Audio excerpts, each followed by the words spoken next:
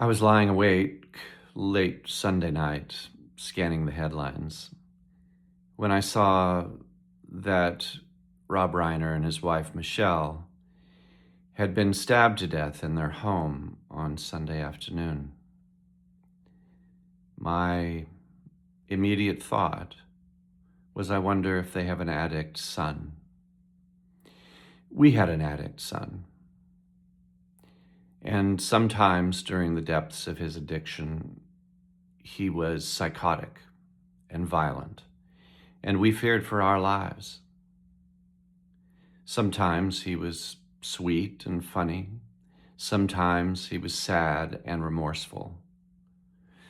But sometimes he was truly a terrifying force in our home, and we feared for our lives. So I looked around on the internet and discovered that indeed Rob and Michelle had a son who was an addict, 32-year-old Nick. When a terrible thing like this happens, I think it's natural for us to want to find someone to blame. We, of course, all feel threatened when we hear about something terrible happening like this, and we'd like to have a story about why we're safe. If we have someone to blame, then that gives us some feeling that that person, that entity isn't in our home or in our lives, and maybe we're going to be okay. Unfortunately, addiction is a disease that, as far as we can tell, has afflicted humanity since the beginning of recorded history. There are stories of lives ruined by addiction to alcohol or other things that go back to the earliest days that we know of. And it's sort of astonishing how poorly we deal with it, how little we've been able to develop to combat the disease. Who knows how many lives it's ruined over time. When our son died, his addiction began with opiates.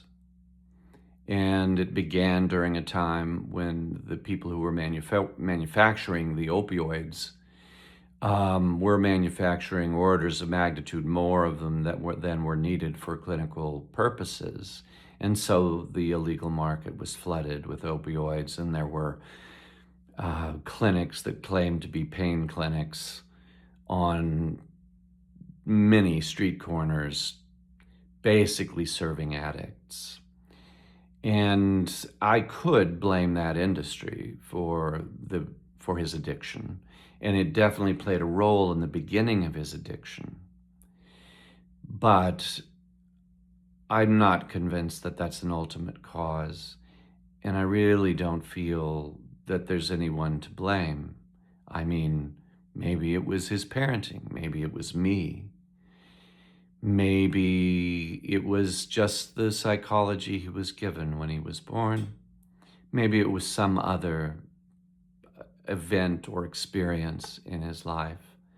The fact is, we cannot know, but we can know that Nick Reiner has a disease that is almost impossible to treat effectively, and that his parents have been for decades doing their best to take care of him, to give him the opportunity of recovery.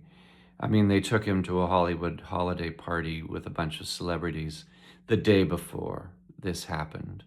They continued to support and to love him.